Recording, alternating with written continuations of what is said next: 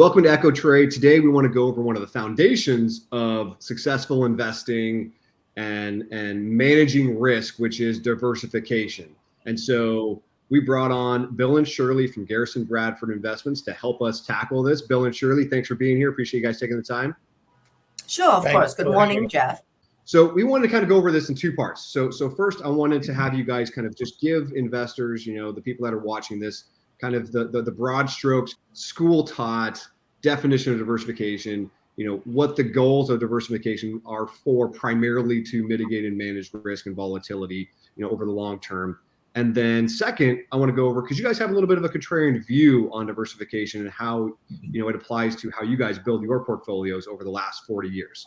So first off, if you guys can, again, just number one, dive into kind of the school taught definition of diversification and what the primary goals of diversification are for a portfolio. Well, Jeff, thanks for having us. The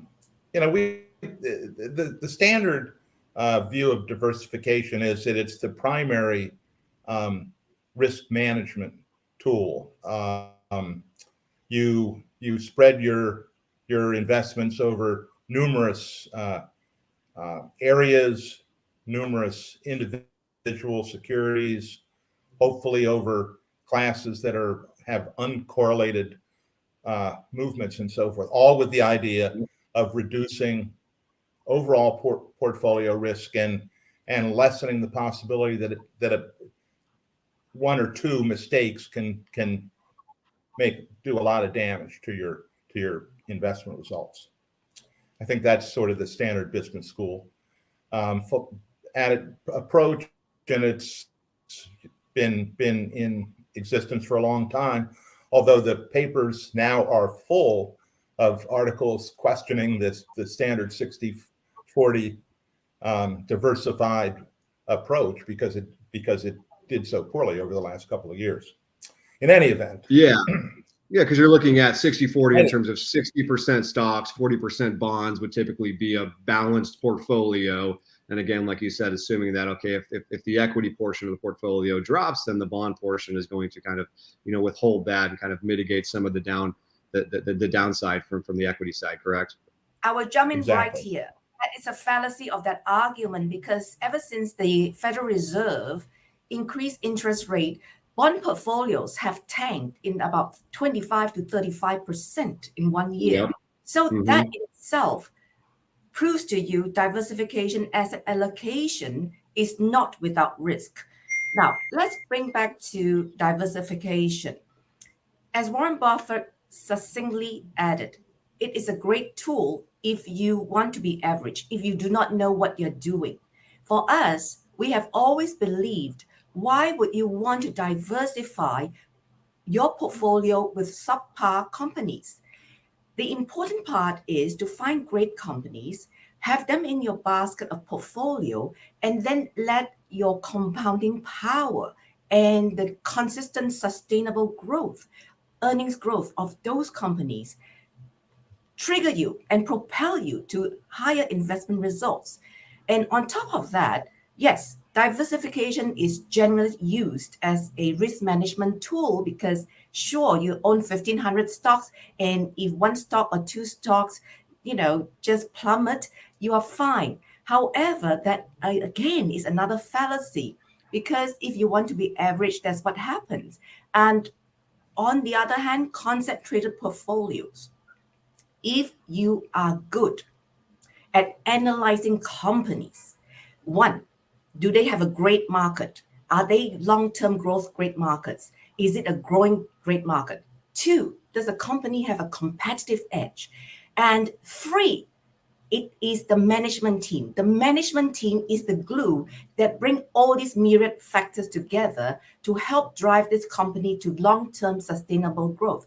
So if you have a basket of these 20, 30 companies in your portfolio, and with the power of compounding, you are able to mitigate any kind of risk, because by virtue of these strong companies, even in a downside market, they will fall less. So our firm strongly believe, contrary to the diversification theory, invest in a portfolio of good companies. So, Yeah, so I mean, but- that but, gets to you the point that we mentioned earlier. Sorry, it gets to the point that we mentioned earlier that you guys have a little bit of a different view on diversification than typically would be kind of applied or taught elsewhere. But so to your point, so you're more focused on the right kind of companies in the portfolio. But has that proven out? I mean, you guys have been in business for a long time, so you guys have been able to see this proven out, I would imagine. Yeah, so it's interesting because owning great growth companies, which is the core of our investment strategy, has its own inherent risk mitigation features. Mm-hmm. You know, these are the companies, you know, dominant in their industries, a protected business model, pricing power, and you know everything that goes with it. These are the companies that emerge from recessions and tough business periods, often correlated, of course, with with bear markets, in much better shape, competitive shape than they went in. So historically, in our experience, these companies, the stocks of these companies perform better in down markets, and that's reflected in the the record of our portfolios over several decades. That we've got a good record, and it's been built by going down less in down periods, doing well when the market's going up, because these are great companies that grow year after year. But the real power of compounding, as Sherli suggests, is that it goes on and on.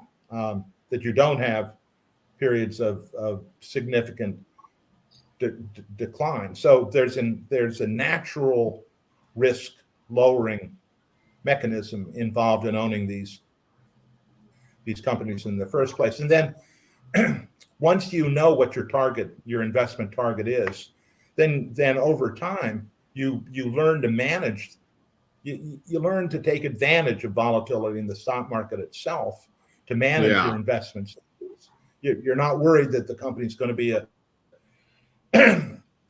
long-term survivor. So you're thinking of what's, when a down market's an opportunity to buy these things, mm-hmm. rather than, panic about what's going to happen. So, that's risk mitigation, and it doesn't really relate so much to diversification as you're sort of asking the question. Yeah, diversification as a theory, like we talked about, has been utilized to manage risk, but you guys are focused more on finding the right companies that are going to survive these different periods, that it's going to actually be at least one of your ways to mitigate and manage that risk. And so, and again, I mean, how long has it been proven out for you guys? How many decades have you guys been doing this? Close to 50 years. Close to 50 years. There you go. Well, I appreciate it. Again, learning a little bit about kind of some of the theoretical, ideas of diversification, but you got, a firm and portfolio managers with 50 years experience telling you that maybe the theory isn't always right. And in practice, there's different ways to go about it. So Bill, Sherli, thanks for taking some time. Appreciate it. You're welcome. Thanks.